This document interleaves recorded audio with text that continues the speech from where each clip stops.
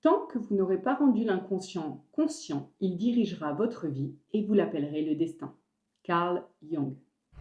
Avez-vous déjà senti cette sorte de tension étrange que vous avez dans votre corps? Une sorte de nœud dans le ventre, dans la gorge, une sorte de malaise que personne ne voit mais que vous ressentez. Un frisson qui ne vient pas du froid, mais de quelque chose que vous ressentez sans pouvoir l'expliquer. Une sorte d'intuition, de malaise léger mais persistant. On vous félicite, on vous admire et pourtant, à l'intérieur de vous, il y a une petite voix qui vous chuchote: «Il y a quelque chose qui tourne pas rond et qui n'est pas totalement vrai». Il ou elle vous sourit, mais votre âme perçoit la dissonance, une sorte de vibration subtile qui sonne faux. Et là, vous doutez de vous, de eux, de ce que vous ressentez, parce que vous ne savez pas si c'est vous qui déconnez ou si c'est l'extérieur. Carl Jung appelait ça l'ombre. On en a tous à l'intérieur de nous, c'est la face cachée de chacun. C'est pas quelque chose de mauvais, mais c'est quelque chose qui est ignoré, qui est écorché à l'intérieur de nous et qui est refoulé. C'est une part d'ombre qui ne se montre pas directement, mais qui va se glisser dans un compliment vide, un regard évité, un silence lourd à la place d'un mot de soutien, par exemple. Et cette ombre, elle est partout, mais que dans l'invisible. Et quand vous commencez à voir clair, on vous dit que vous êtes trop lucide, trop méfiant, trop à ressentir trop d'émotions et que le problème vient potentiellement de vous. Sauf que cette intuition ne ment jamais. Et cette intuition n'a pas besoin de preuves puisqu'elle ressent à l'intérieur du corps. L'ombre adore les masques. Et dans les cercles de pouvoir, ces masques deviennent justement des uniformes, super lisses, super codés. Souris, reste poli, inspire confiance à l'extérieur et surtout, ne t'autorise pas à ressentir quoi que ce soit de trop fort. Voilà ce que ces codes sociétaux nous disent. Les leaders conscients, j'appelle leader conscient simplement toute personne qui est lucide sur le monde qui nous entoure et qui a envie de se lever pour faire changer les choses, pour les faire bouger, parce qu'il a conscience que ça ne va pas. Ces leaders conscients, eux, sentent tout et ressentent tout, même et surtout quand personne ne dit rien. Surtout, vraiment, quand rien n'est dit, parce que ça se passe au niveau subtil. Et leur lumière devient un miroir. Et ces miroirs, il y a beaucoup de personnes qui préfèrent ne pas les voir et surtout ne pas y faire face, parce que c'est inconfortable. Vous étiez là quand tout allait mal, présent, disponible et stable. Vous avez tendu la main aux autres, vous avez porté des charges qui n'étaient pas forcément les vôtres, vous avez ouvert des espaces de transformation, mais depuis que vous allez mieux, quand vous vous affirmez, quand potentiellement vous rayonnez, vous sentez quelque chose changer.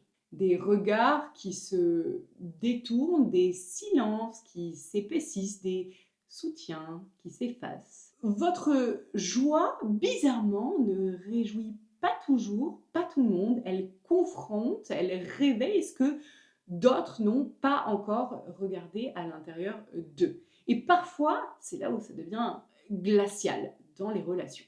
Ce que vous appelez amour peut parfois n'être qu'un besoin de contrôle bien maquillé. Alors, vous doutez de votre lumière, de votre place, de votre voix, peut-être.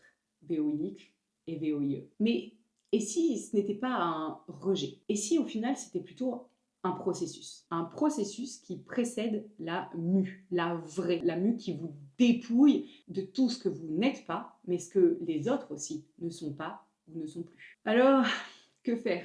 Parce que c'est là qu'est la question. Comment réagir dans ce genre de situation? Se justifier, expliquer encore, encore et encore selon les personnes? Non. Choisir. Choisir de vous rappeler, de vous respecter, de poser vos limites. Et non pas contre les autres, mais pour vous.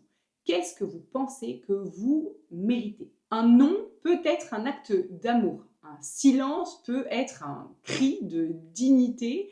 Un départ peut être un retour à soi. Et c'est là où je veux vous amener. Ces choix ne seront potentiellement, même sûrement, pas compris par tout le monde. Mais ce sont des choix ressentis par ceux qui vibrent comme vous.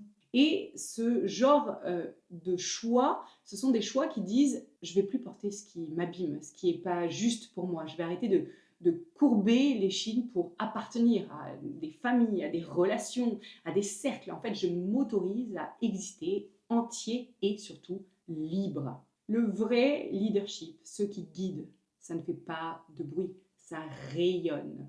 Et donc, à chaque fois que vous allez chercher à convaincre, j'adore ce mot, convaincre, et bien en fait, ça ne peut pas marcher. Il faut inspirer simplement en étant ce que vous êtes. Je sais que c'est facile à dire et dur à faire. Le leadership ne cherche pas à dominer, il rassemble par la présence. Ce n'est pas un rôle, c'est une fréquence vibratoire.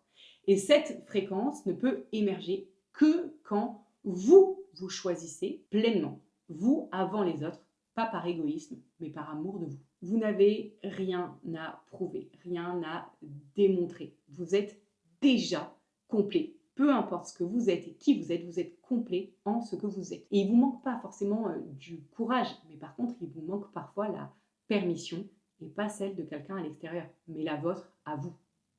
Ne devenez pas parfait, devenez entier. Carl Jung. Et si c'était votre moment? Et si ce que vous ressentez, ce n'était pas un doute, et en fait c'était un appel? Pas un appel extérieur, hein, mais un appel en vous à sortir du costume, à quitter le jeu pour enfin être dans l'être. Parce que vous n'êtes pas forcément en train de faire une crise existentielle, ça se peut, hein, mais peut-être pas. Ça peut simplement vouloir dire que vous êtes en éveil. Et l'éveil, parfois, ça ressemble à un chaos. Souvent, on voit des gens comme ça, on se dit « Ah, c'est ça l'éveil ». Non, l'éveil, c'est souvent chaotique, mais c'est nécessaire. Parce que c'est le début du vrai chemin, le vôtre. Le chemin de dépouillement extrême qui permet de revenir à l'intérieur. Alors oui, ce chemin est parfois, souvent, rude. Il est souvent solitaire et il est très souvent incompris de l'extérieur.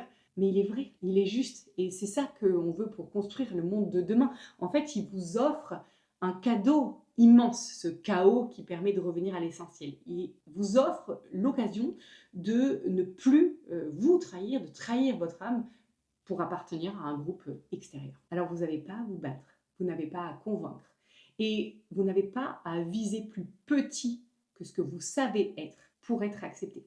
En fait, je sais bien que je vais dire, il suffit de rester dans votre axe, dans votre vibration et surtout dans votre vérité, mais aussi dans la vérité. Arrêtez de mentir à vous et aux autres.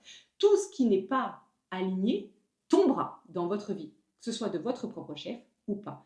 Et votre véritable puissance, le leadership du futur, c'est là qu'il commence. Quand vous vous dites enfin oui, à vous, oui, et plus vibration pastèque, vert à l'extérieur, rouge dedans.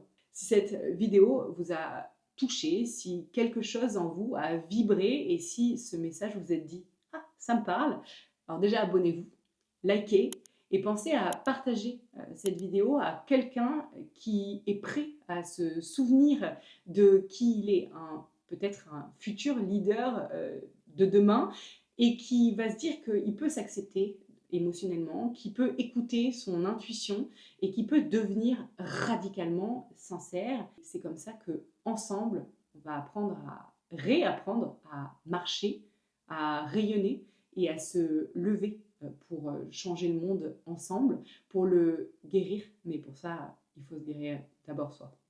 On ne change pas le monde en chuchotant. On le change en incarnant.